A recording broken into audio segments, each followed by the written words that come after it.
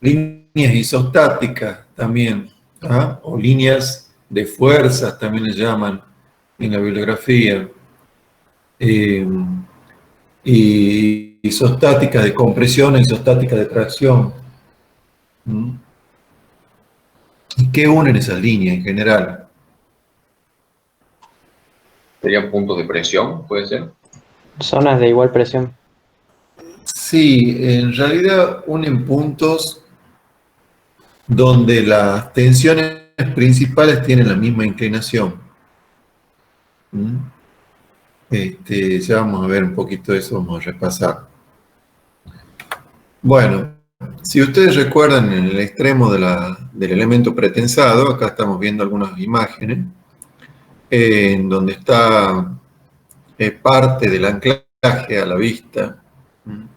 En la foto de arriba, por ejemplo, hay un operario trabajando tratando de instalar el anclaje, el gato, algunos detalles de esos anclajes.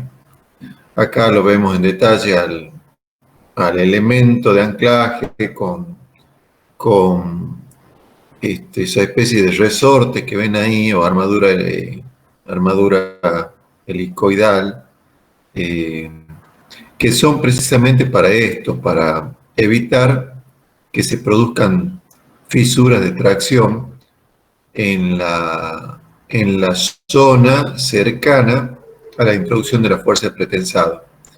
Piensen que si ustedes hacen una fuerza sobre el elemento, una fuerza de compresión, van a aparecer unas tensiones de tracción en direcciones perpendiculares que hay que tratar de absorber con armadura, y ese es el objeto de esa armadura: confinar esa zona, darle mayor capacidad a esa zona, y evitar fisuras de tracción. Ya vamos a ver en detalle. Bueno, acá un repaso de cómo era la zona de anclaje.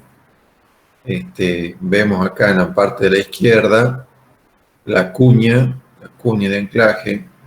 Está marcado el diámetro de la placa de anclaje, que la vemos acá a la derecha, en vista lateral a la placa de anclaje, en vista de frente a la placa de anclaje. Luego aparece esta trompeta que queda al ras del hormigón. Si el hormigón quedaría acá, donde estoy marcando con el cursor, entre B y D. Todo esto de esta línea a la derecha quedaría inmerso en el hormigón. Se marca también la vaina, por donde van a ir los elementos tensores. Bueno, la principal fuente de esfuerzo de adherencia en vigas de hormigón pretensado es la adherencia por flexión. Yo diría más que eso, la adherencia de tracción por flexión, para ser más preciso, que se presenta en las vigas pretensadas entre los alambres o trenzas y el hormigón, en las pretesadas, o sea, en las tesadas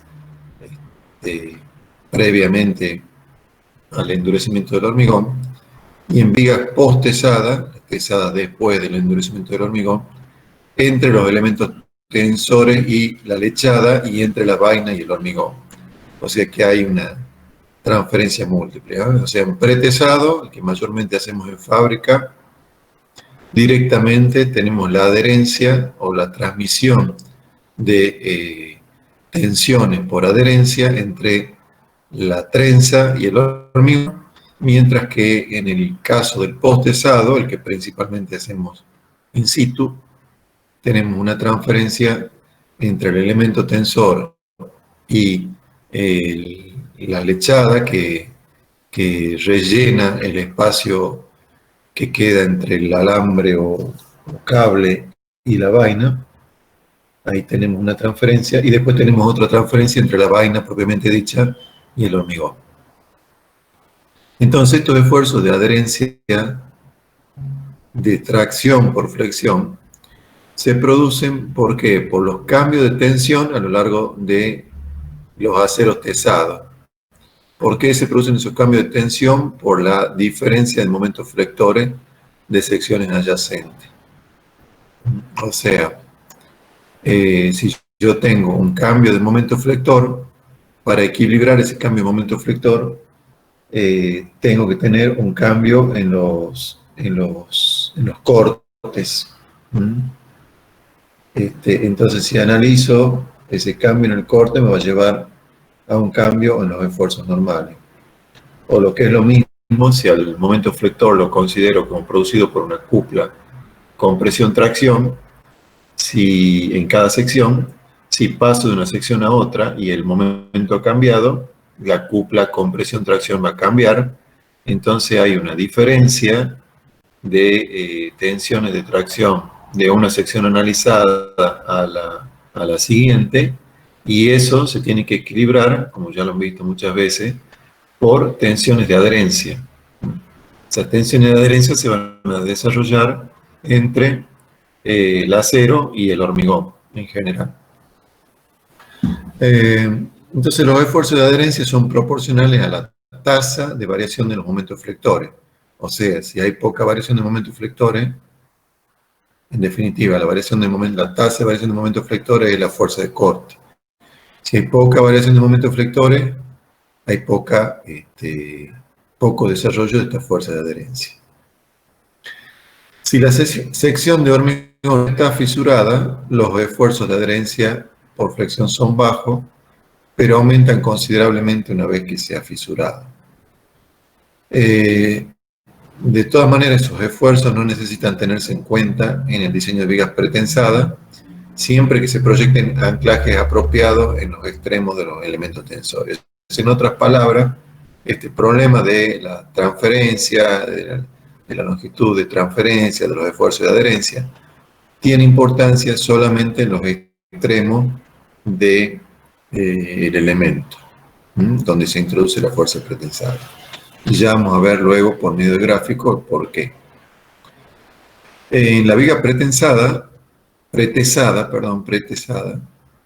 una vez que se retiran los gatos, la fuerza de tesado se transfiere del acero al hormigón en la zona cercana al extremo del elemento mediante adherencia a lo largo de una longitud conocida como longitud de transferencia. Ya hemos hablado de esto en la clase pasada. Esta longitud depende de varios factores como ser el esfuerzo en el acero y su configuración transversal, de la condición de su superficie y de la velocidad de descarga del gato. Entonces, experimentalmente se ha propuesto una expresión para esa longitud de transferencia. Estamos viendo acá arriba L sub T, longitud de transferencia en centímetro, es 4.74, un coeficiente mágico, por sigma P, que es la tensión efectiva en el acero tesado después de las pérdidas, en toneladas centímetros cuadrados, por D sub B, que es el diámetro de los alambres o trenza en centímetros. Pongamos número a esto. ¿Cuánto podría ser la tensión efectiva en el acero tesado después de las pérdidas? Bueno, si sabemos que el acero trabaja con tensiones en toneladas centímetros cuadrados, 18.000 kilos por centímetro cuadrado, por encima de 18.000, 19.000 kilos por centímetro cuadrado, o sea, 18 toneladas por centímetro cuadrado, la efectiva podría ser 15, por ejemplo, para poner un número redondo. 15 por 4,74 es casi 5, 15 por 5 es más o menos 70. ¿Eh? Y supongamos que el diámetro de los alambres o trenza sea 1 centímetro, quiere decir que tendríamos una longitud de transferencia del orden de los 70 centímetros, más o menos en ese caso.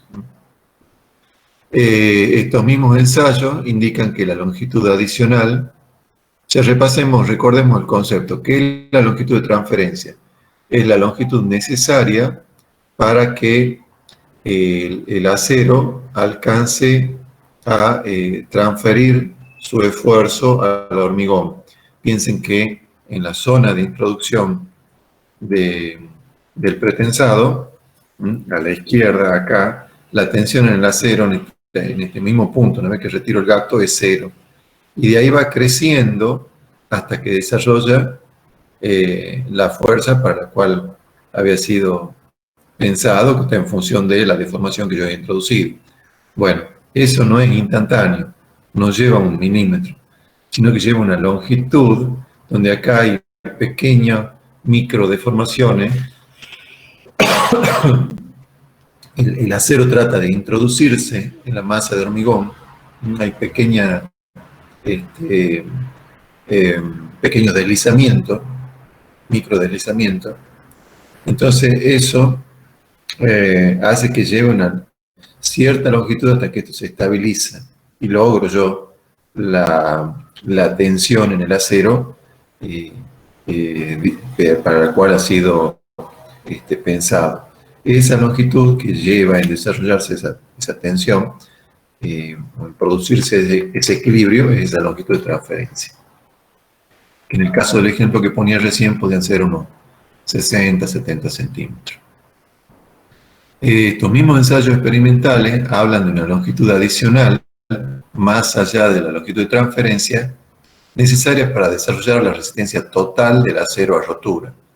O sea, acá ya cuando estamos en el estado último del acero. Entonces aparece otra parte, que también de origen empírico, que fíjense, aparece un coeficiente distinto, 14,21, por una diferencia de tensiones entre la tensión de rotura del acero tesado y la tensión que teníamos antes, que era la efectiva del acero tesado.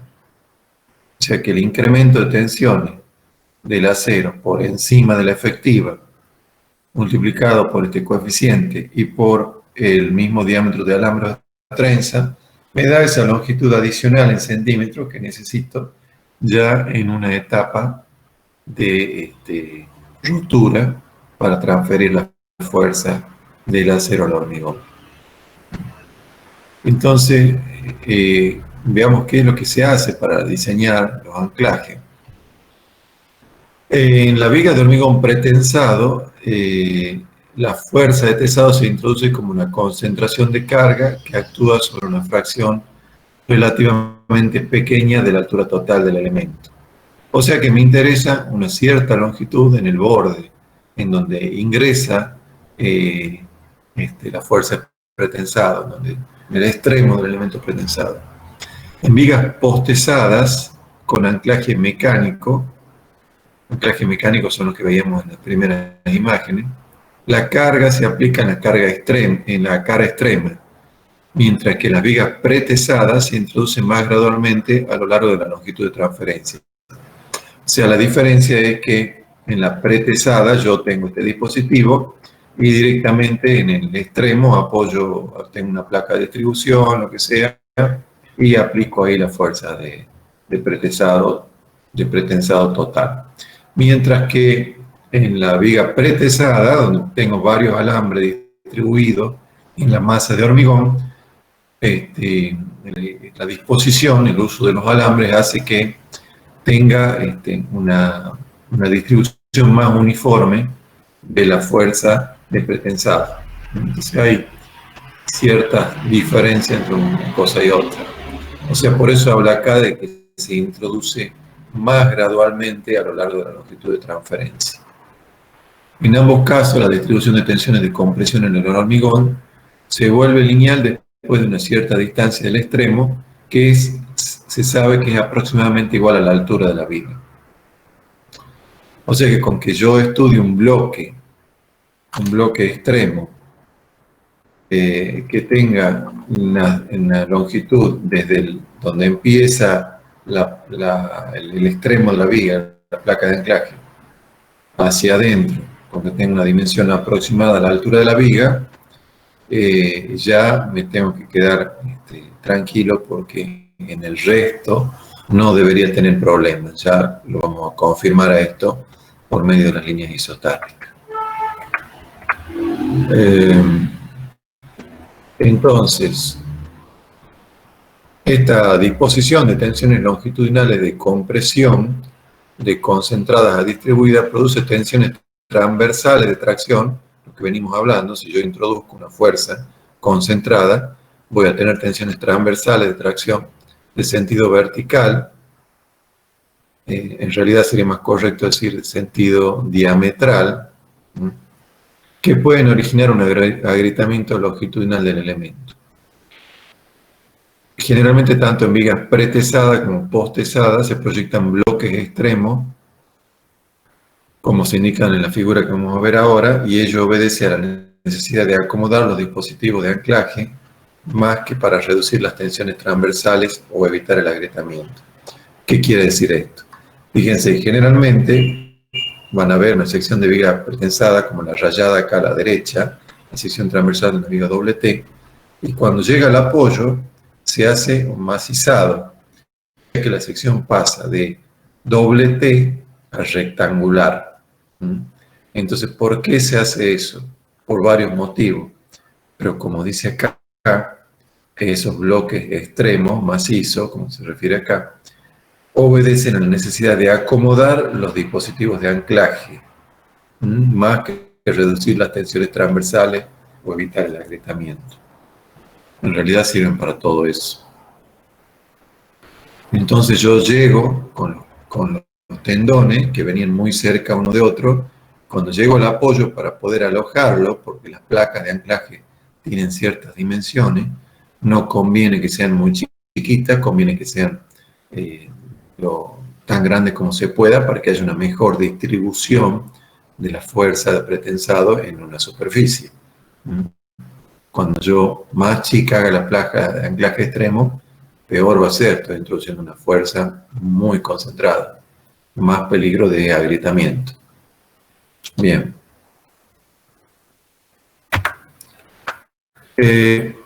Entonces, para cables con anclaje extremo usado en el poste pesado, la fuerza de pretensión se transmite al hormigón a través de placas de acero, bloques de acero o de hormigón. Fíjense la figura de abajo. Estamos poniendo como ejemplo que tuviéramos, en el caso de arriba, la parte de arriba de la figura, que tuviéramos una placa de anclaje que tiene toda la dimensión de la sección transversal del elemento. O sea, si este es un elemento rectangular, pongo una placa rectangular con sus mismas dimensiones, B por H, una placa de acero, que sea muy rígida, que tenga un espesor importante, para que tenga una rigidez importante, cosa que cuando yo aplique la fuerza concentrada en el extremo, esta fuerza se distribuya uniformemente a través de la placa y las líneas isostáticas, o sea, las líneas que unen puntos de igual inclinación del diagrama de las tensiones principales de compresión, me darían líneas paralelas. Líneas paralelas, entonces eso sería un caso ideal. La realidad es que la placa no ocupa toda la dimensión de la sección transversal de la pieza, sino ocupa una dimensión reducida, como estamos viendo en la figura de abajo. Entonces hay una distancia de traspaso, hay una distancia en que esas líneas isostáticas van cambiando de inclinación hasta que después llegan a horizontalizarse. O sea, llegan a parecerse, después de una cierta distancia, que se sabe que es similar a la altura de la pieza, por eso acá dice D y acá dice D.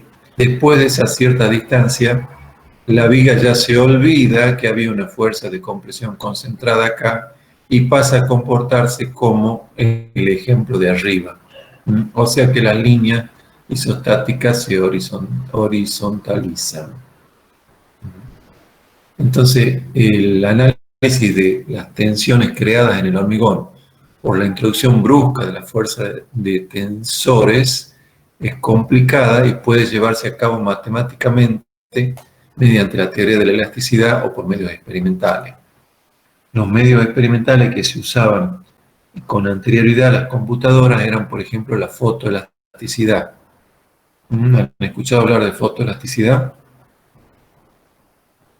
No, parece que no. Bueno, la fotoelasticidad era trabajar con modelos de ciertos materiales transparentes, material parecido al plástico o al acrílico, y proyectar a trasluz un haz de luz de características especiales y aplicar las propiedades de que relacionar los cambios de dirección de la luz con los cambios de tensiones en esa placa en estudio.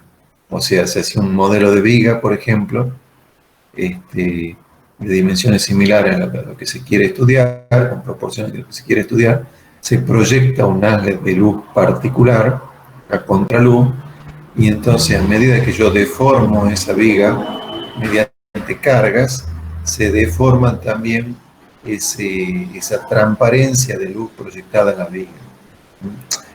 Una idea muy cercana a eso se lo obtiene computacionalmente con los análisis de tensiones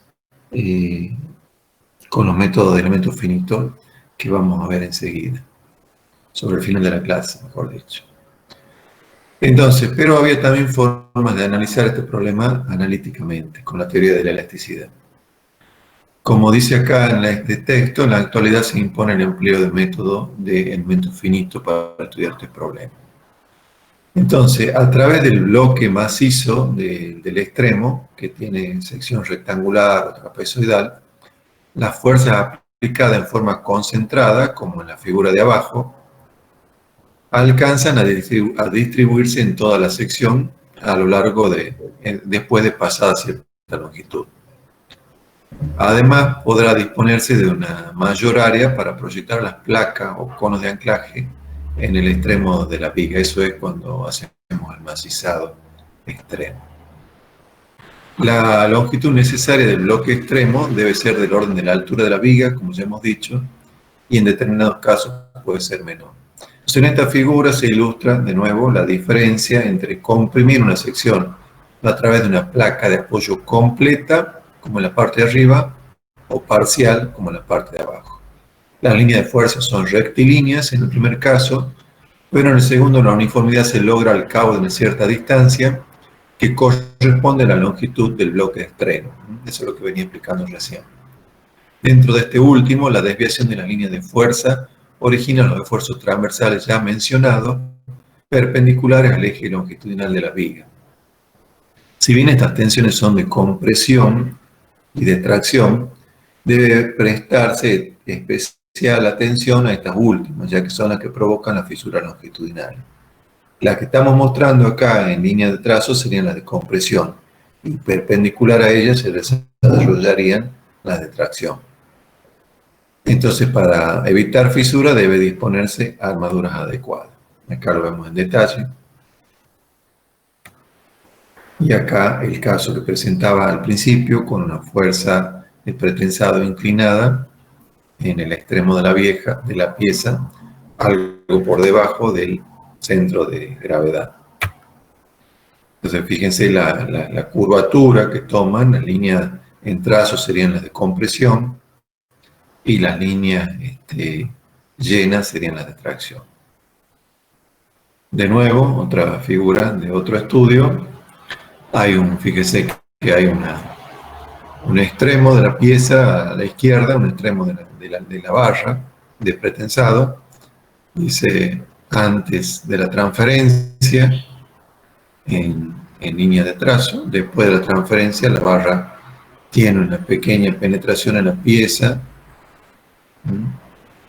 Hay un cambio de longitud. Y entonces están marcadas las trayectorias de compresión, o líneas de compresión, o isostáticas de compresión. Están marcadas en línea de trazo. Perpendicular a ella irían las de tracción. Y a la derecha dice, después de la transferencia, o sea, lo que está marcando es cómo cambia la inclinación de las líneas de la trayectoria de compresión desde la zona de introducción de la fuerza de pretensado hasta una zona donde ya todo se horizontaliza y pasa a comportarse como si tuviéramos acá una reacción uniformemente distribuida en el hormigón. En cambio acá teníamos una fuerza concentrada prácticamente. En la práctica no es necesario, ¿sí? Perdón, la parte, el dibujo, ese dibujo anterior, sí. Lo que está como rodeando a la barra central. No es la barra, ¿verdad? Es como lo que corta la barra. Eh, Esa ensanche que tiene al final, al inicio, perdón. a ver. Lo que está rodeando a la barra, entiendo yo que es la barra exagerado después de transmitir la fuerza pretensada. Yo entendería que lo que está en trazo sería la barra original, la teso, suelto el gato y me están marcando en forma exagerada esta deformación, creería yo. Ah, o Esta sea, hay como un cierta ensanchamiento de conicidad. la barra. Sí, algo así, muy exagerado. Creo yo que es eso. Podría ser Bien. también una vaina, no sé. Pero lo que importa es cómo varían las inclinaciones de la trayectoria de compresión y que después de una cierta longitud este efecto pierde importancia porque las líneas se horizontalizan. Bien, bien. Gracias, Ger. No, de nada.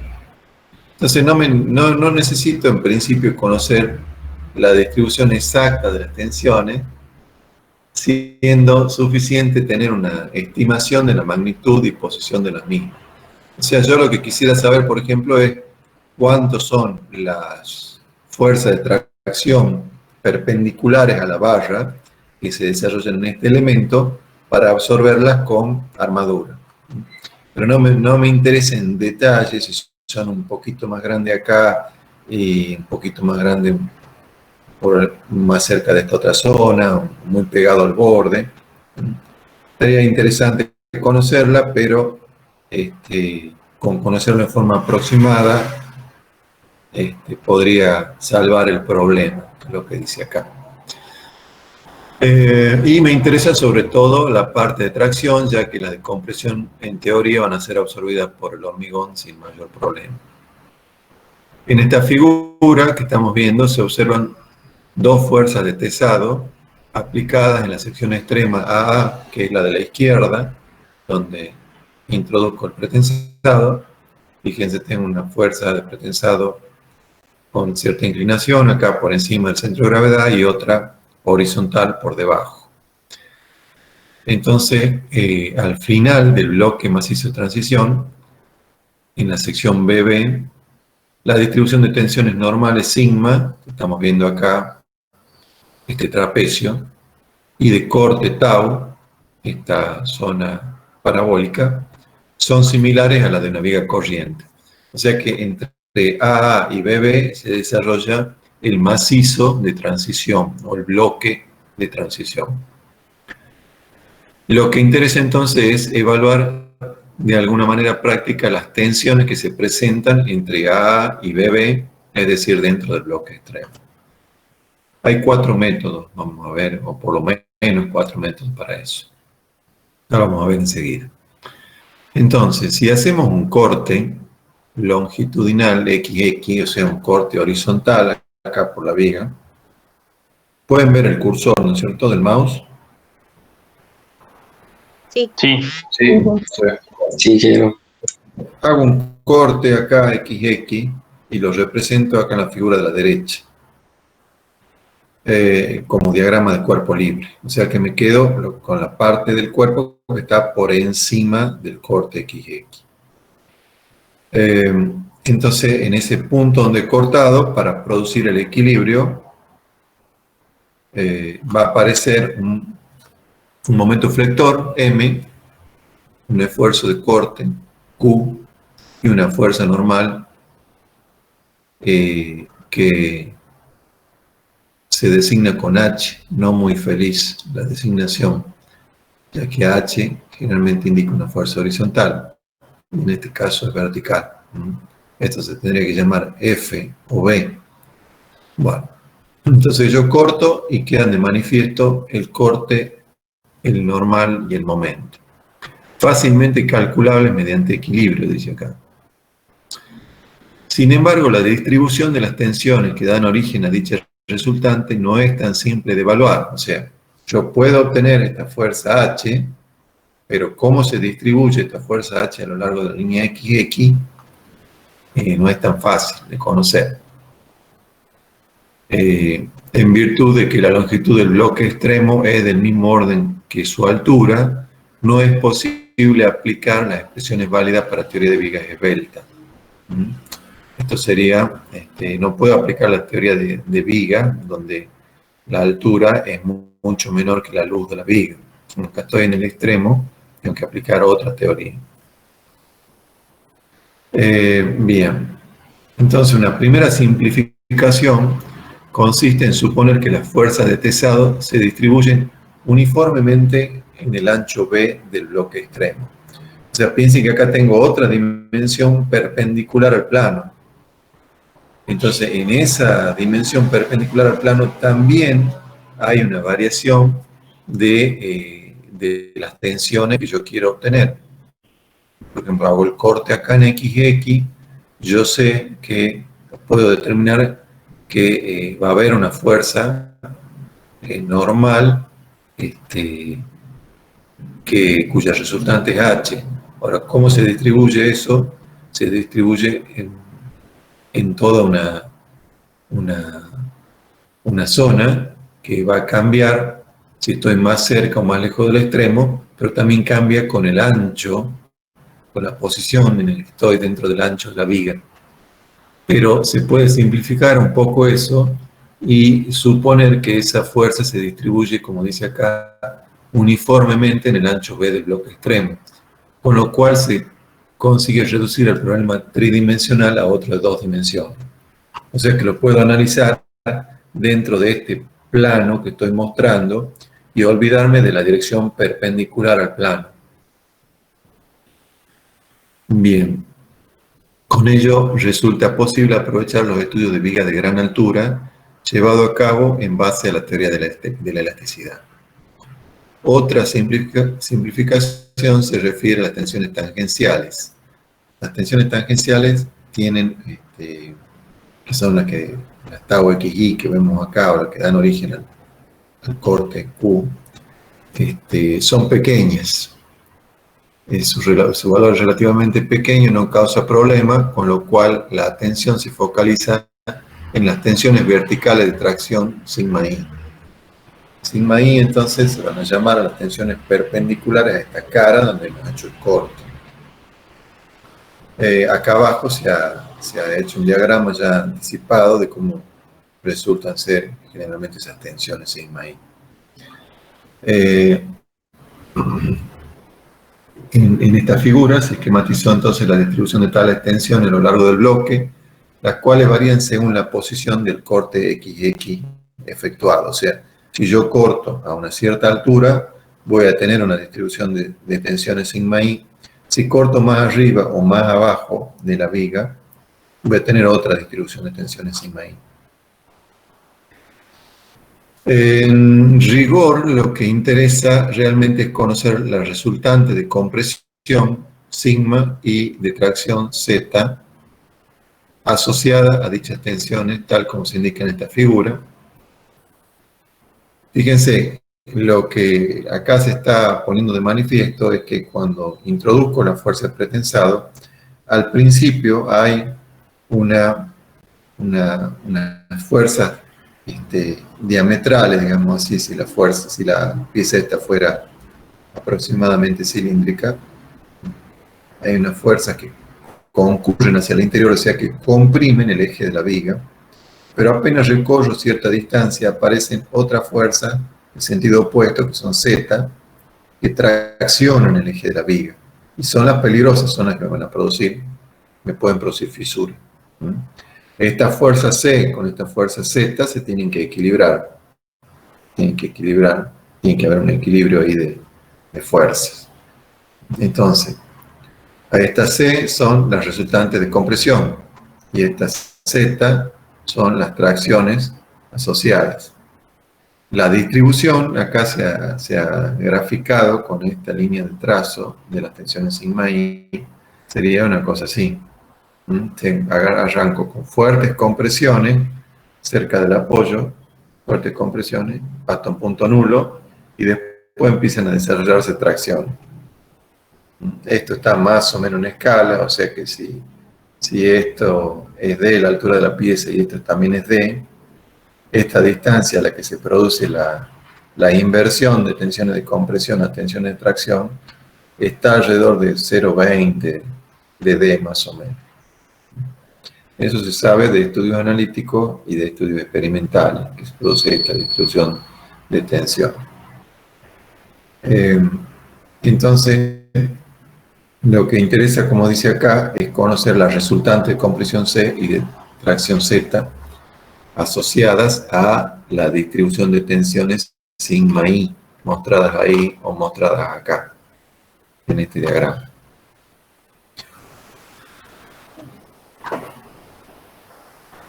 A continuación se presenta... ¿Sí? No me queda claro a mí si los sigmas son como tensiones axiales que generan, o sea, que generan esas 6Z. No me queda muy claro eso.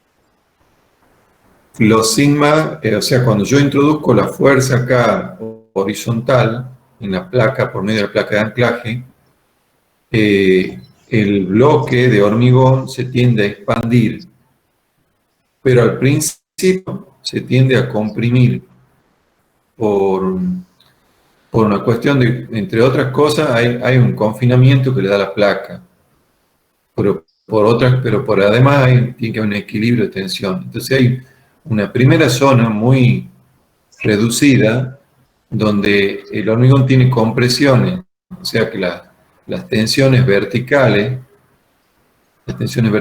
van hacia el eje de la viga, están comprimiendo el eje de la viga. Pero transcurrido esa pequeña distancia, esto se tiende a abrir. O sea que piensen en la probeta. Si esto lo giramos 90 grados, tendremos una probeta. La probeta, en la zona cercana a la aplicación de la fuerza, no se rompe. Pero cuando me desplazo un poco de la fuerza, voy a ver que aparecen fisuras en la dirección del eje de la probeta. ¿Por qué aparecen esas fisuras? Porque hay una fuerza o tensiones perpendiculares al eje de la probeta, en este caso al eje de la viga, que son estas Z. Un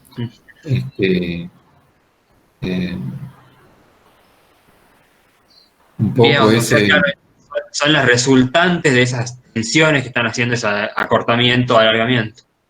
Claro, el C y Z serían la resultante de estas tensiones sigma I que se marcan en este gráfico. La resultante de estas tensiones integradas en el área en el que se desarrollan, que, como decía acá, se pueden suponer constantes en la dirección perpendicular al plano del dibujo, aunque en realidad no lo son. La integración de este diagrama de tensiones por el área en la que actúa me va a dar la fuerza C, y la integración de esta parte del diagrama de tensiones me va a dar la fuerza Z. Acá también está mostrado ese mismo diagrama de tensión, acá dice sigma I, fíjense, y esta es la forma del diagrama. Entonces, integrando estas tensiones en el área, me da C, integrando estas tensiones en el área en la que actúa Z. Que es lo que a mí me interesa, especialmente me interesa Z, para absorberla con armadura. ¿Se entiende más o menos? Sí, no me queda claro. Eso solamente funciona, sucede en el bloque de transición. Sí, porque después se horizontaliza, como veíamos acá, Ahí. se horizontaliza, y me quedan las compresiones, y me quedan tracciones que o no son importantes, o la voy a absorber con los estribos que normalmente utilizo.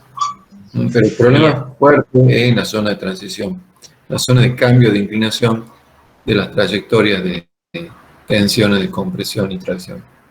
O sea que la fuerza, esa C, está coincidiendo con la curva que está cerca de la zona de anclaje, ¿o no? Vio que nosotros en la anterior. ¿Quién está? No, el primero, lo hemos preguntado lo de la vaina. ¿En la figural? Claro, o en ese, por ejemplo, Ahí. ese, claro, la fuerza C es como que coincide con con la trayectoria de compresión, ¿o no? Otra cosa. No, la resultante de la fuerza C. Estos son trayectorias de compresión, o sea que lo que, lo que estamos, mm, a ver, lo que estamos poniendo de manifiesto acá son las, las compresiones en la dirección vertical, porque son las peligrosas. Si bien yo acá veo que tengo, si yo agarro esta línea de compresión y la descompongo, veo que tengo una compresión vertical y una compresión horizontal. Pero la horizontal no me preocupa porque está en la dirección del eje de la viga y la viga la va a absorber. Es un esfuerzo normal o una tensión normal a la viga que la va a absorber. La peligrosa es esta perpendicular al eje de la viga, que se desarrolla en todas las direcciones, que asociada a esa compresión tenga una tracción que la puede fisurar al elemento. O sea, yo acá tengo las tensiones inclinadas. Ya vamos a ver en el elemento Claro, finito. Las tensiones inclinadas, de esas dos tensiones, lo que pongo de manifiesto acá, de esa inclinación de tensiones, lo que pongo de manifiesto acá son solamente las componentes verticales. Esta C, bien, esta de bien, compresión y esta de tracción. bien, perfecto, ingeniero. Muchas gracias. Ahí sí ya Bien. me queda claro. No, no. Entonces hay 4 métodos para estimar esa componente y después conseguir una armadura. Uno es este de Magnell, 4 métodos por lo menos. El de Magnell está basado en la consideración del bloque extremo con una viga de gran altura, sometido en un extremo a la fuerza concentrada de tesado y en el extremo opuesto a las tensiones ya distribuidas en toda la sección. O sea, es más o menos esta figura, o si se quiere también esta figura. Voy a estudiar un bloque que a la izquierda tiene una fuerza concentrada y a la derecha tiene una fuerza distribuida.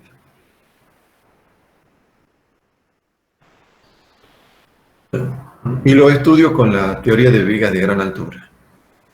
Entonces se determina el momento flector M y la fuerza vertical H en la sección XX, o sea, en la sección XX, donde hago el corte, se determina el momento flector M y la fuerza H, que da origen a las tensiones sigma I, donde se requieren o dan origen a las tensiones sigma I.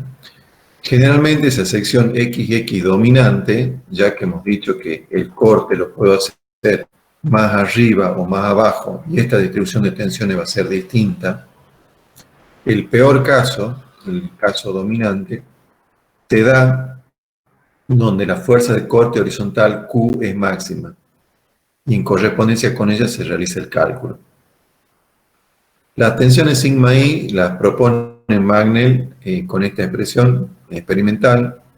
Dice que sigma I es una constante K, que ya vamos a ver cómo la obtenemos, por lo que sería un momento reducido, M sobre B de cuadrado, o una tensión reducida a partir del momento. Más otra constante K a partir de la tensión, la fuerza H, o la tensión que produce esa fuerza H, H sobre B por D. Bien. Repasemos un poco. M, el momento flector, dividido en B por D al cuadrado. B es el ancho de la pieza y D es la altura de la pieza al cuadrado. Y por otro lado aparece H sobre B por D. H es esta fuerza perpendicular al corte que yo he realizado, H sobre B por D. Entonces, también, esas son las tensiones sigma I, pero también Magnell permite obtener las tensiones tau, tensiones tangenciales tau xi, que son otra constante K sub 3 por Q, el corte en la sección que yo estoy analizando, dividido en B por D.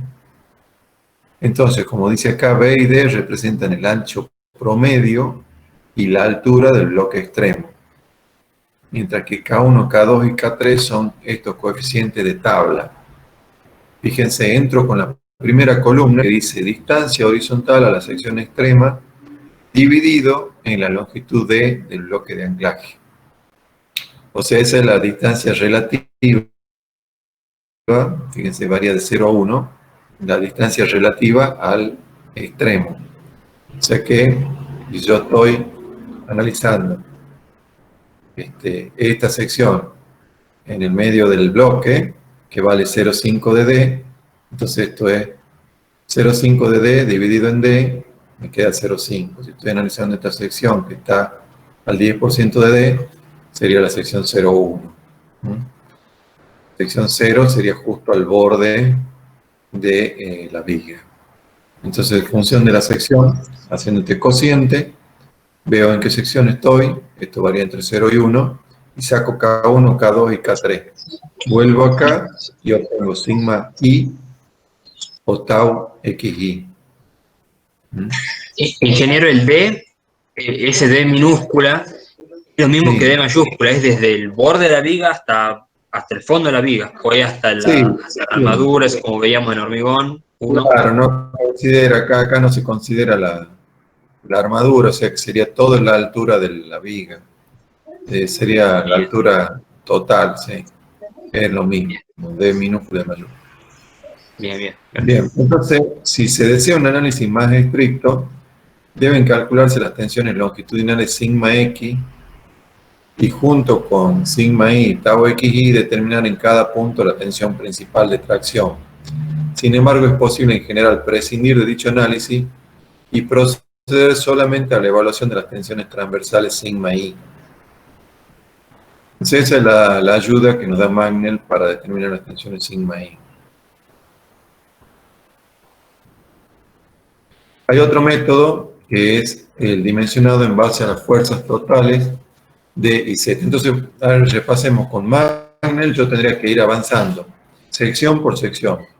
De la sección 0, la sección 0,1 de D, 0,2 de D, 0,3 de D, etcétera, e ir armando este diagrama de tensiones sigma I. Este o este que estamos viendo acá.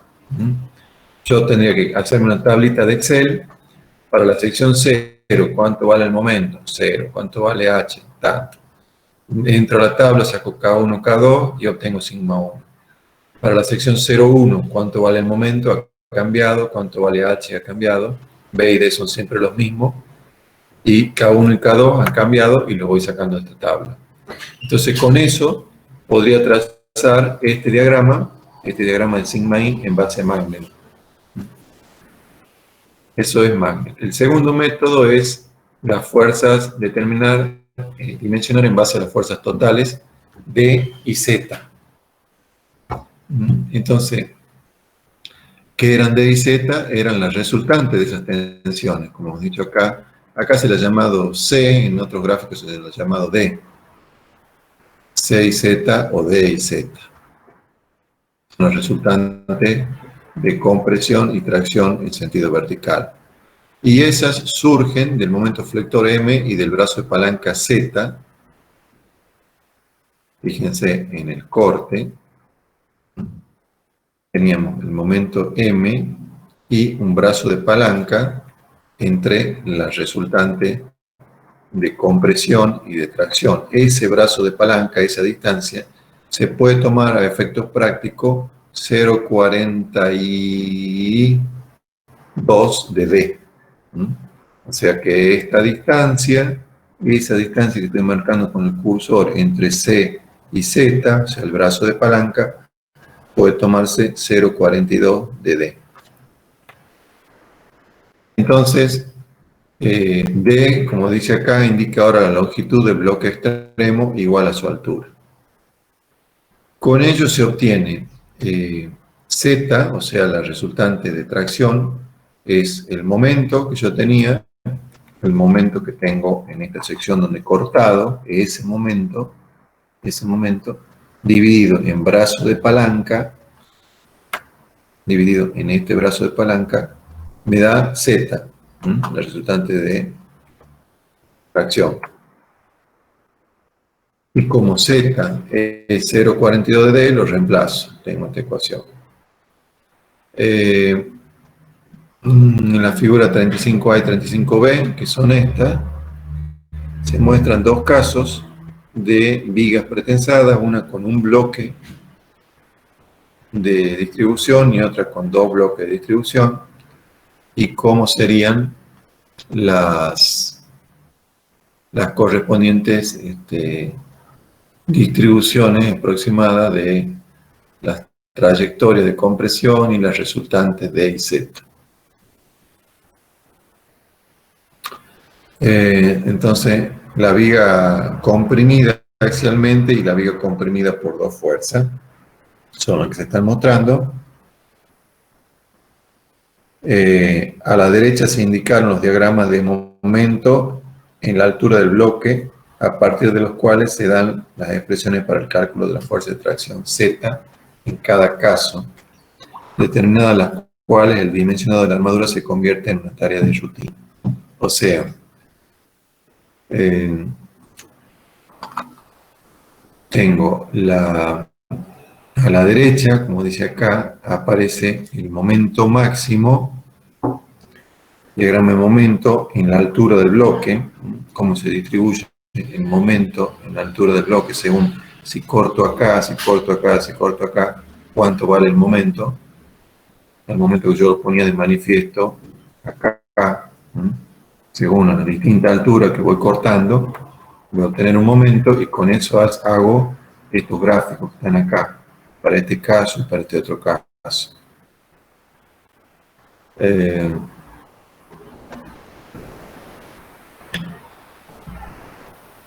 Y a partir de esos diagramas de momento se dan las expresiones para el cálculo de la fuerza de tracción Z. O sea, si yo conozco el momento, puedo obtener Z, como dice la ecuación 6. Y determinado Z, puedo dimensionar la armadura. Si conozco la resultante Z, puedo obtener la armadura.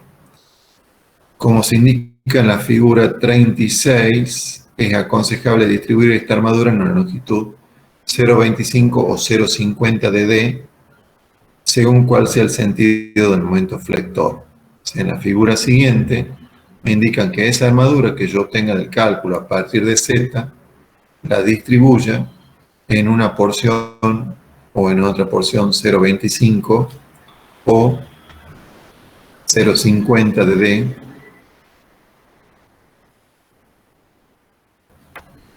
o 0,50 de D en la primera parte o no, o la segunda parte según cuál sea el sentido del momento flector. Bueno, eso tiene que ver con cómo son las distribuciones acá, dónde está la resultante, dónde se ubica la resultante Z. Pero en general lo que se hace simplificadamente, se distribuyen las armaduras en todo el bloque de dimensión D.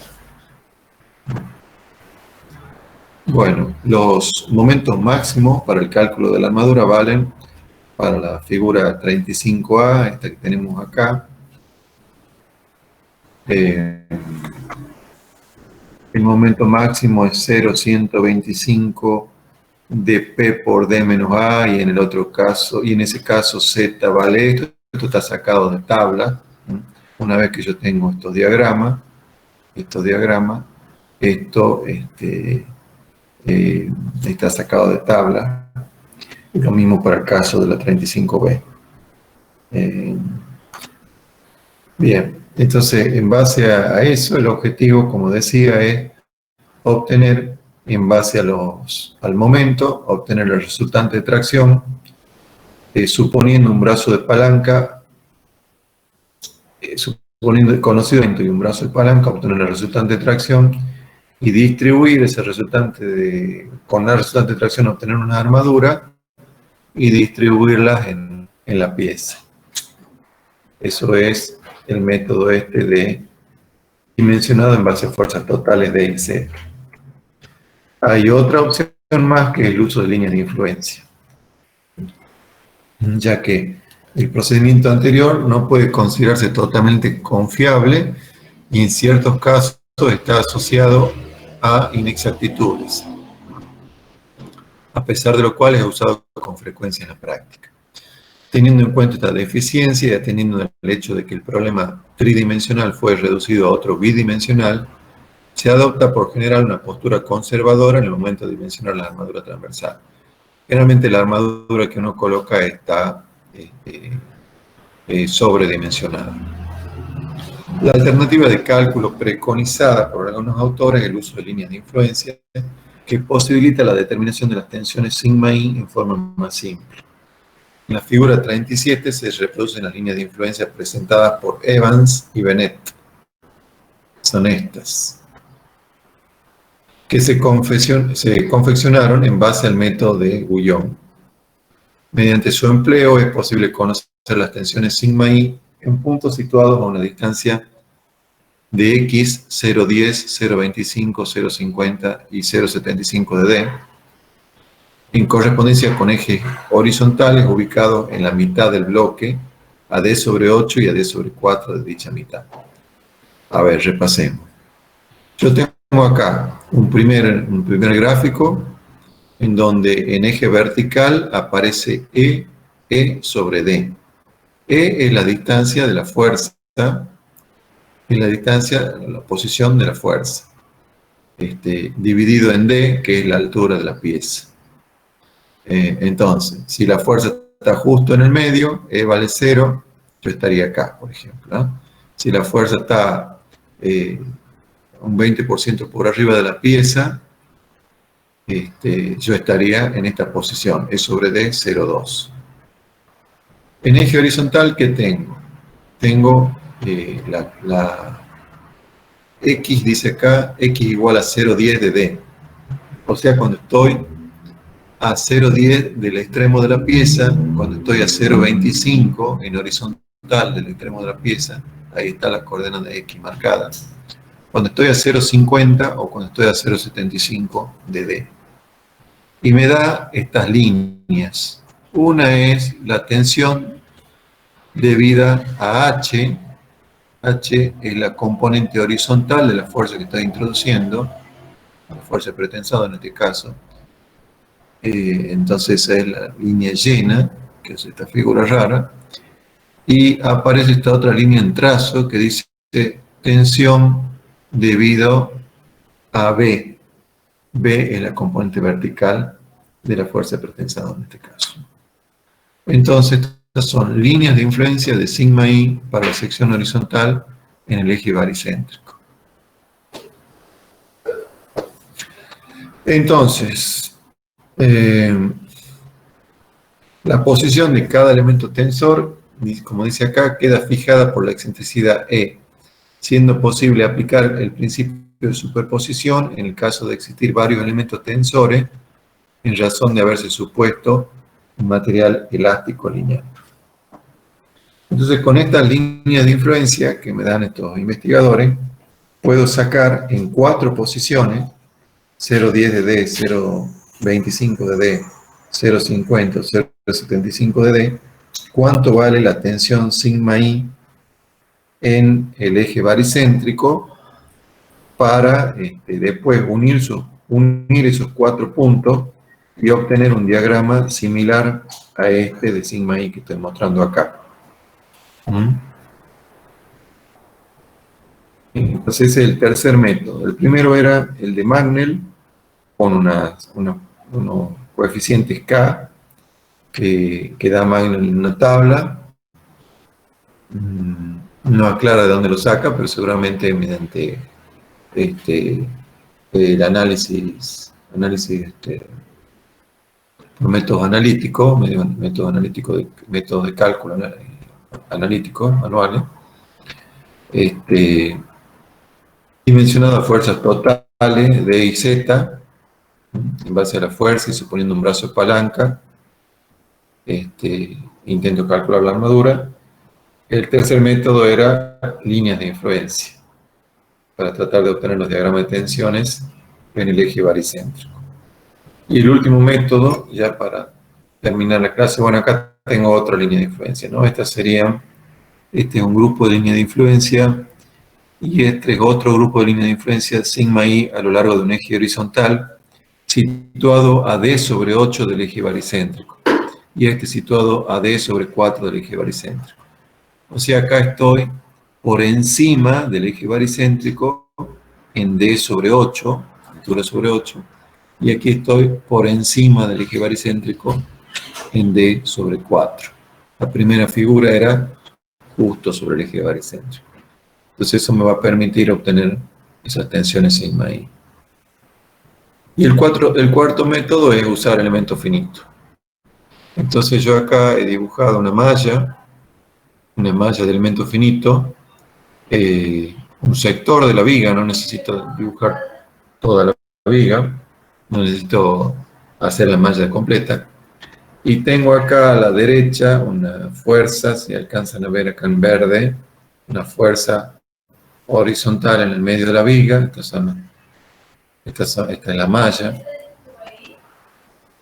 Y estos serían los diagramas de tensiones horizontales, sigma 11 o S11, que obtendría. Esto está en un diagrama de colores. Esto dice acá menos 20. Estos son solo tensiones en el eje horizontal global. Menos 20, pues va decreciendo. El rojo, por ejemplo, es menos 16. El amarillo es menos 11. El verde es menos 0,2 o algo así. Y después va disminuyendo hasta que los colores azules, por acá está el cambio de signo. Color celeste fuerte sería casi 0 y el azul sería un positivo. O sea que tengo todo esto, es compresión, pero por acá aparecen unas pequeñas tracciones. Fíjense que yo intento introducir esto, y estas partes, si ustedes lo hicieran experimentalmente, estas partes van a tender a saltar, van a tender a desprenderse, porque esta barra intenta ingresar en el macizo de hormigón, y estos pedacitos ustedes van a ver que se intentan desprender. Es lo mismo que ustedes cuando ponen un clavo en la pared. Muchas veces van a ver que alrededor del clavo, estas partecitas tienden a desprenderse. Este análisis de elementos finitos explica eso. ¿Sí? O sea que antes de poner un clavo, la próxima vez hacen un análisis de elementos finitos, ¿no? Bueno. Entonces, ¿qué más se puede ver acá? Se puede ver las tensiones S22, o sea, las verticales. De nuevo, acá tenemos una escala de colores. Acá la barra de colores que tienen abajo empieza en un negativo y después va disminuyendo hasta que el 0 está más o menos en el celeste, está por acá el 0. Esto, como les digo, son tensiones verticales. O sea que me ponen de manifiesto que acá hay tracciones. Esto se quiere ir para arriba, esto se quiere abrir. Y acá al principio hay compresiones. Esto está apuntando hacia adentro. O sea que eso coincide con lo que yo tenía de la teoría acá. O sea, coincide con este ejemplo de la figura de arriba. Al principio tengo la compresión hacia el eje de la viga y después de 0,5, 0,6 tengo una resultante de tracción hacia afuera. Eso es lo que pasa acá. Más o menos esto es H. Estos son cuadraditos, tengo 2, 4, 6, 8, 10 cuadraditos. 2, 4, 6, 8, 10 cuadraditos por acá. Según la teoría por acá, las tensiones ya son más o menos uniformes. Entonces, fíjense, acá esto hace que necesite una armadura para absorber esta tracción en esta zona. En cambio, acá tengo compresión en sentido vertical. Acá tengo analizado otro caso, que es donde la fuerza le he bajado un poquito y le he inclinado. Tengo una componente horizontal de 0,7 y una vertical de 0,3. Para tratar de reproducir algún ejemplo como... Quiero reproducir algo como este, ¿no? Algo parecido a eso.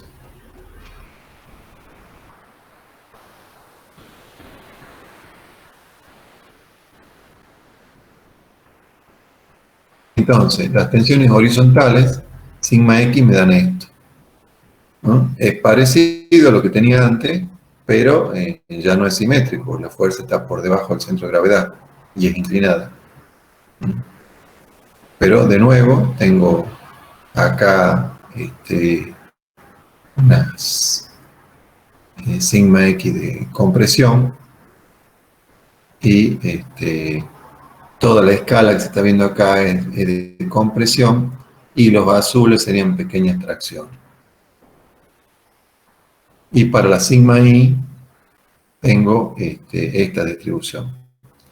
Pero lo más interesante es esto, es analizar las tensiones principales, que son con las que tenemos que buscar similitud con este diagrama del principio de la clase.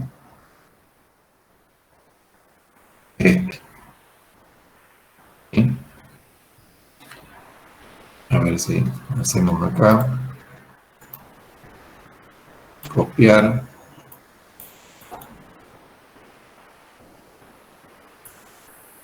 y vamos acá,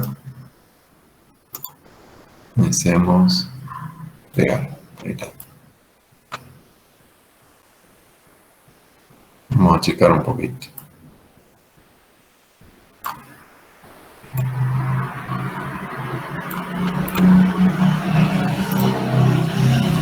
Entonces, fíjense, esta línea me están marcando la inclinación de las tensiones principales y a su vez el tamaño de la flecha está relacionado a la magnitud de esas tensiones. Por lo tanto, estas líneas de fuerza o líneas de tensiones, de compresión, no son isostáticas, no son, perdón, no unen puntos de igual tensión, sino unen puntos de igual inclinación.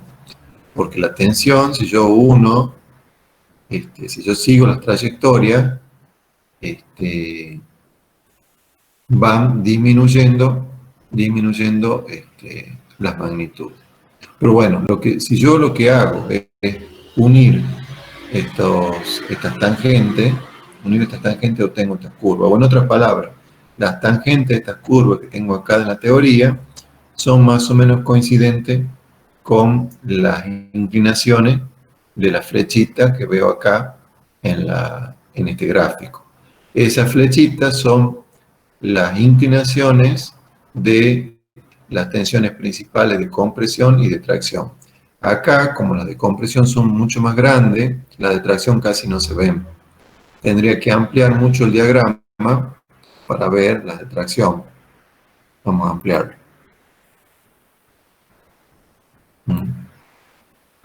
Entonces, por ejemplo, acá, en ese cuadrito, estoy viendo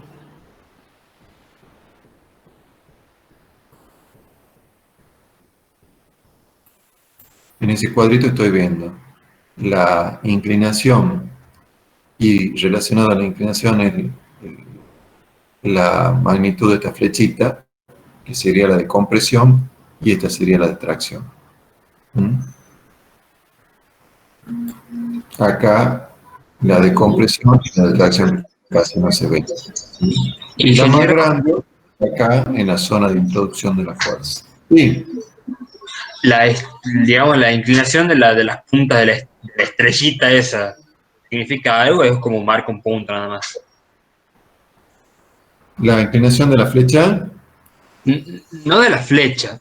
O sea, no es que las líneas las rectas, digamos, son las que marcan la inclinación, y digamos, Esta sería, el tipo esta X, sería, X morada. o sea, estas serían las tangentes a las curvas estas que nos da la teoría. ¿Mm? O sea, esto me dice qué inclinación tiene la tensión principal máxima. Si lo vemos, incluso lo tengo en valores. Por ejemplo, yo me he parado en este punto. Si yo en el SAP me paro en este punto, me dice máximo 0,9, mínimo menos 4,9. ¿Eso qué quiere decir? Que la tensión principal de compresión en ese punto es esta, en esta dirección que estoy marcando con el cursor, y vale menos 4,9, y la tensión principal de tracción perpendicular a ella es 5 veces menor, vale más 0,9. Y me da el ángulo. Me dice, forma un ángulo de 80 grados. Ese ángulo sería entre la vertical y la línea verde. Sería este ángulo que estoy marcando acá. ¿Ah? Bien. Y eso más o menos coincide con lo que nos decían en la teoría. A ver, vamos a ver si me puedo mover acá. Entonces, esos valores que yo he registrado del SAP, ahora vamos a hacerlo en vivo y en directo, corresponden a este punto rojito que estoy parado acá. Dice máximo 0,9 sería esta tensión de compresión, mínimo menos 4,9 sería la de tracción esta, que casi no se ve, y 80 grados sería este ángulo. Bien. Y en el SAT, digamos, toma las conversiones como negativas, y hasta entonces, hasta el momento nosotros veíamos como positivas, ¿verdad? Sí, el tema de compresión es negativa. El tema de compresiones positivas solamente rige en pretensado, en el análisis teórico de pretensado. El SAP trabaja sin saber si uno está introduciendo acá una fuerza de pretensado o una fuerza externa, o qué es lo que uno está introduciendo, ¿no? Entonces, para el SAP, las tracciones son positivas, las compresiones negativas. ¿Mm? Perfecto. Bien, entonces, vamos a grabar esto. Entonces eso es, bueno, yo había puesto el apoyo acá también, fíjense, porque al principio lo puse justo al borde, entonces no se me reproducía bien esta parte. Fíjense que acá en el ejemplo teórico el apoyo no está justo al borde, entonces también intenté hacer eso para que dé algo parecido a lo que da en la teoría. Fíjense, por ejemplo, la inclinación de estas curvas, que están en línea llena, que serían la de tracción. Si uno une estos puntos, o sea, las perpendiculares a las flechitas grandes que ustedes están viendo, más o menos obtiene esas curvas. Y si uno se va desplazando hacia la derecha, observa que después ya todas las flechitas se hacen horizontales, como dice la teoría. Ahora lo intentemos ver en el SAP para que sea más entretenido. Vamos a cerrar ya esto. Y vamos a ver si puedo hacerlo con el SAP.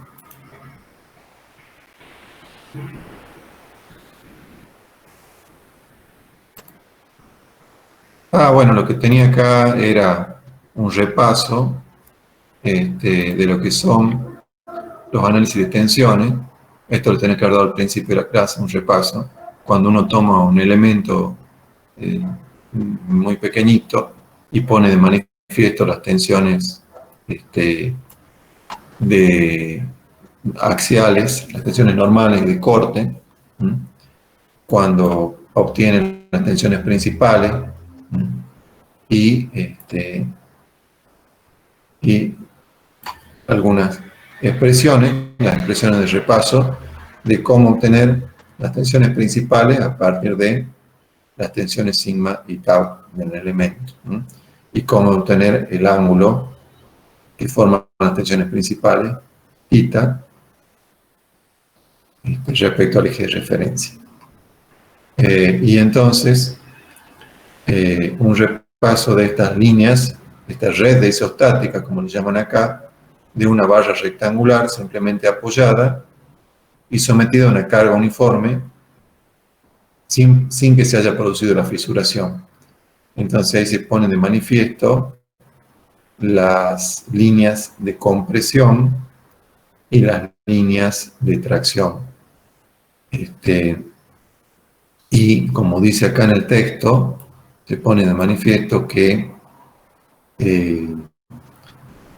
a nivel de centro de gravedad, las tensiones principales son iguales a sigma, ya que tau es cero y tita es igual a cero. Y a nivel de centro de gravedad de la pieza, el tau, a ver cómo era la cosa acá. Las envolventes de tensiones principales, esto era el repaso, las envolventes de tensiones principales constituyen la red de isostática de la pieza. La figura 7 representa las líneas isostáticas para una viga rectangular simplemente apoyada con carga uniforme. Se muestra que a nivel de centro de gravedad, las tensiones principales son iguales a las tangenciales, puesto que sigma es 0 y phi es igual a 45. O sea, en el centro de gravedad el ángulo que obtengo es 45 grados porque sigma es 0 y me quedan solo las tangenciales. Si reemplazo en esta ecuación,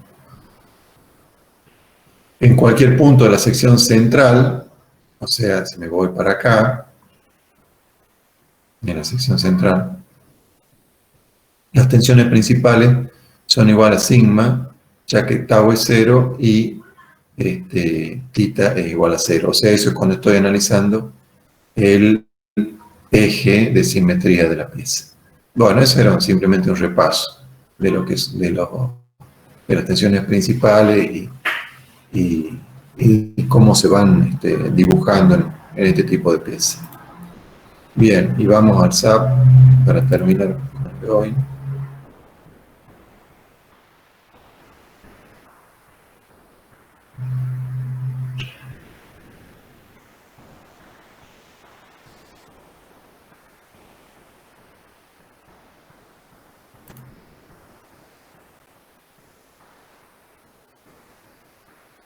Entonces, acá yo ya lo tengo al esquema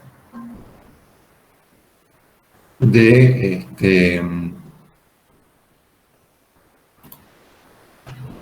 la viga.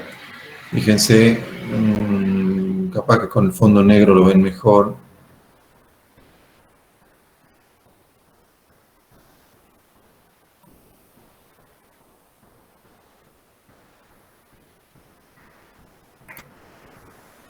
Bueno, entonces tengo un sector de viga. Acá he puesto un apoyo de tipo que restringe solamente el desplazamiento vertical. Y acá he puesto apoyos que restringen el desplazamiento según U1 y U2, o sea, según X, según U2, que sería el perpendicular al dibujo, y me impiden la rotación R2, o sea, la rotación en dirección al eje perpendicular al dibujo, como si estuviera prácticamente en el medio de la pieza.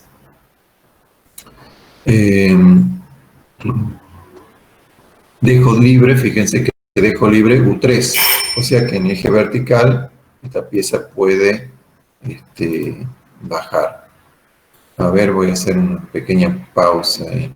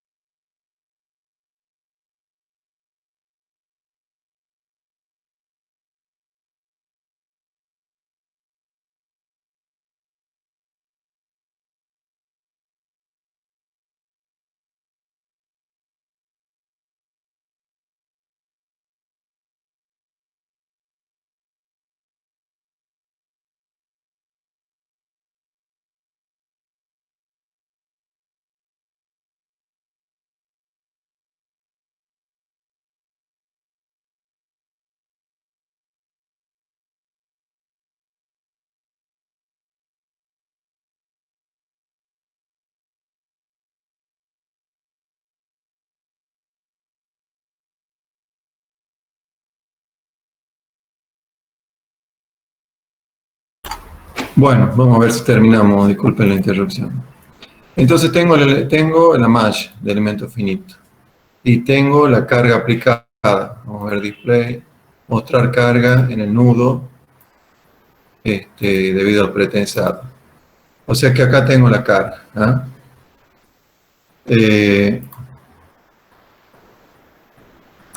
Entonces yo ya lo he ejecutado el programa.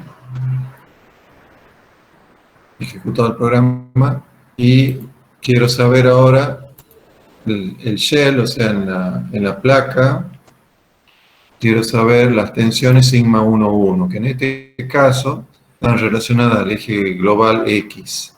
Yo he puesto acá una cierta escala para que me muestre, y debido a la carga que yo he llamado PRET, que es esta fuerza aplicada acá.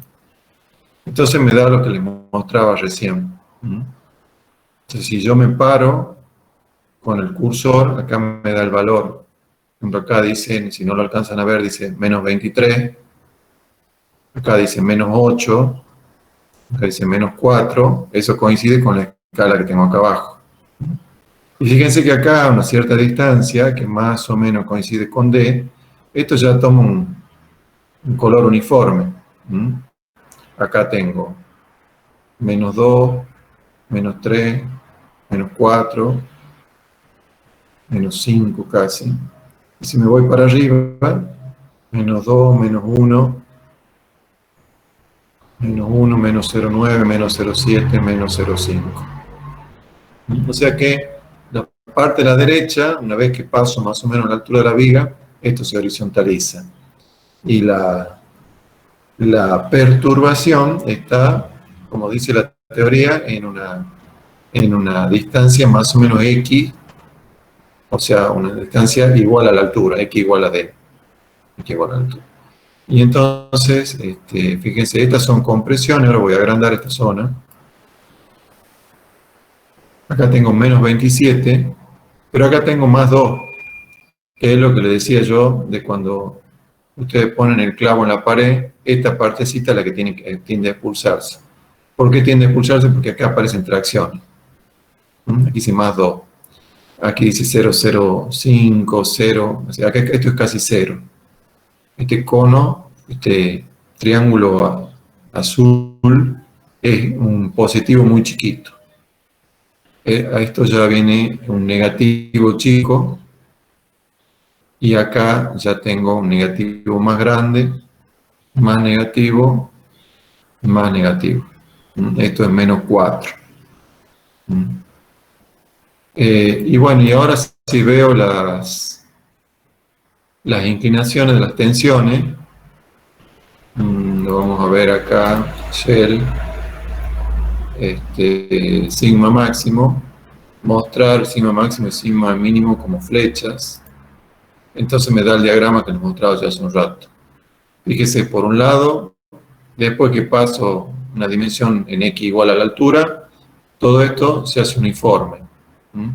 Si yo me paro acá, dice, vamos a ampliar un poquito, yo me paro acá, cerca de la mitad de la viga, dice que esto es, el máximo vale menos 6,2 por 10 a la menos 5, o sea, esa sería la tracción, y el mínimo vale menos 4,9. Si subo, el máximo sigue siendo un negativo muy chiquito, casi 0, y el mínimo es menos 4,4, y me da también el ángulo.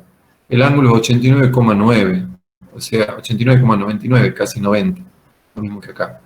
Si voy subiendo, voy obteniendo los distintos valores del mínimo, que van disminuyendo, también van cambiando de color. Fíjense, acá estoy con el verde, coincide con el verde de esta escala de abajo, y acá me voy hacia los celestes y luego hacia los azules, que coinciden con la escala de abajo, o sea que me voy de entre menos 5 más o menos y más 1, más o menos. Y si me voy para el lado donde realmente me interesa, que es hacia la derecha donde está el apoyo,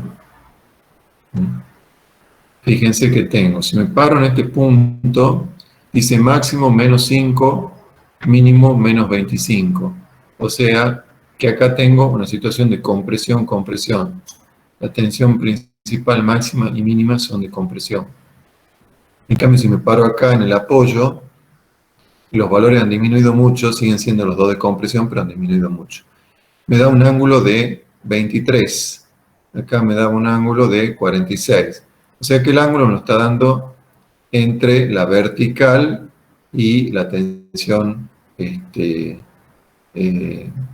sigma 2 sería en este caso, o entre la horizontal y sigma 1. Bueno, y eso es lo que les quería mostrar. Vamos a ver si acá...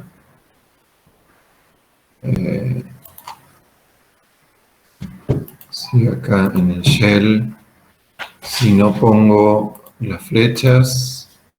me lo da como colores. Esas son las tensiones principales, sigma máximo, solamente como colores. Y si quiero la flecha, pico este punto y ahí lo tengo con flecha.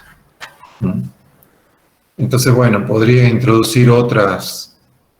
Puedo hacer, si tienen 2 minutos más, puedo hacer una variante para tratar de reproducir el caso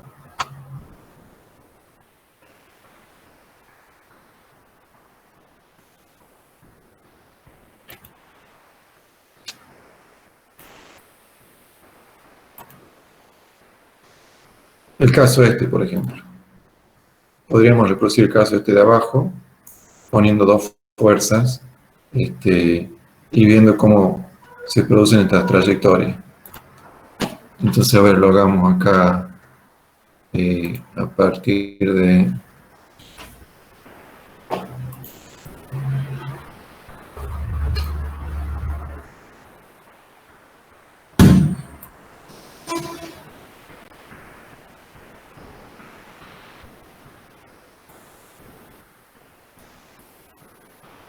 Bueno, yo acá tengo una fuerza arriba de 0,7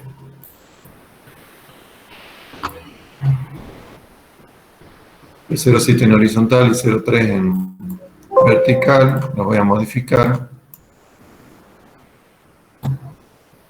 Assign join load fuerzas en el estado de carga pretensado. Y voy a poner en X 1 y la otra 0 y reemplazar las cargas existentes. Si yo me paro en el nudo, verifico acá, load 1 para pretensado. Y voy a poner la misma fuerza acá más abajo.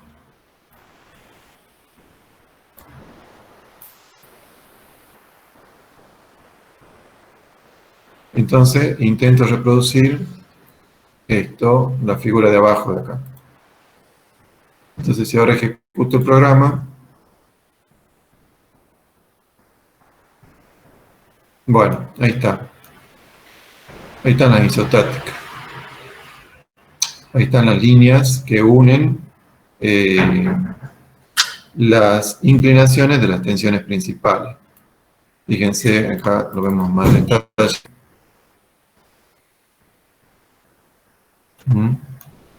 Esto coincide bastante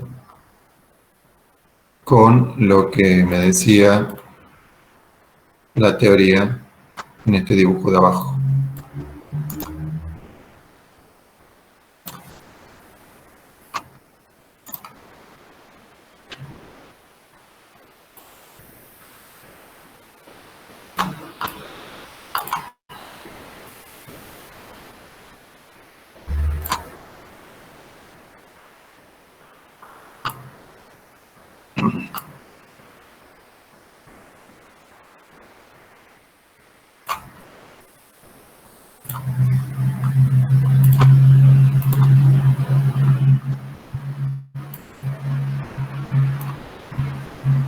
Bueno, ahí está. Fíjense incluso esta que aparece acá, que dice Z2, también se reproduce acá. Dice máximo 4 mínimo menos 0,5. O sea, me da una tensión principal de tracción de 4. En cambio, si me posiciono en esta amarilla, dice máximo menos 0,1, mínimo menos 7,9. Ángulo 87,9. Aquí me decía el ángulo 87,5. Bien, y si analizo la inclinación, bueno, yo acá lo he puesto como barra con fuerzas puntuales, esto está puesto como placa, o sea que si me quiero parecer más, tendría que ponerlo acá como una fuerza distribuida o distribuirlo en dos nodos, ¿no? Pero se parece bastante al diagrama de la derecha. Bueno, o sea que esa es otra forma de analizar estos problemas.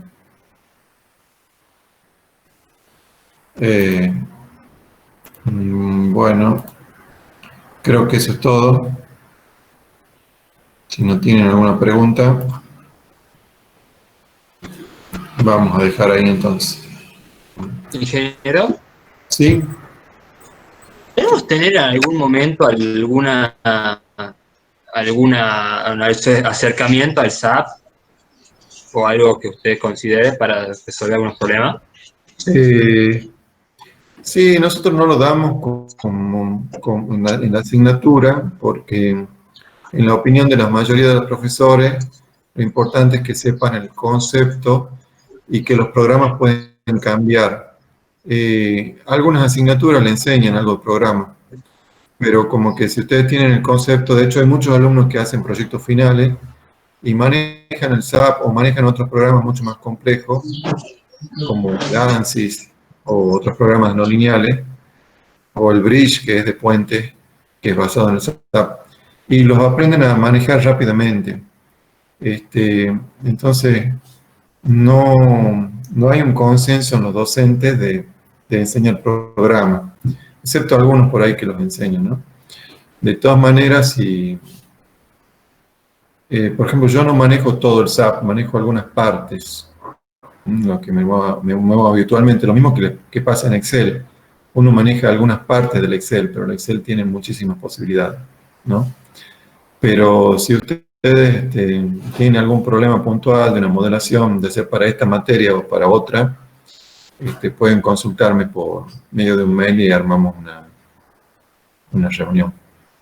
O cuando estén haciendo el trabajo final, lo que sea. Pero como les digo, no es seguro que yo les pueda responder todo, porque hay algunas cosas en las que no me meto mucho, ¿no? Pero ustedes, como ustedes han crecido con la computación, rápidamente lo van a manejar. Está lleno de tutoriales en el Google.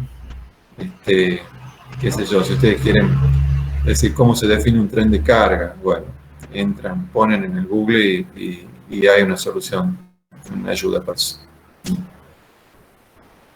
Bueno, quedamos así. Nos vemos la próxima. Saludos. Chao.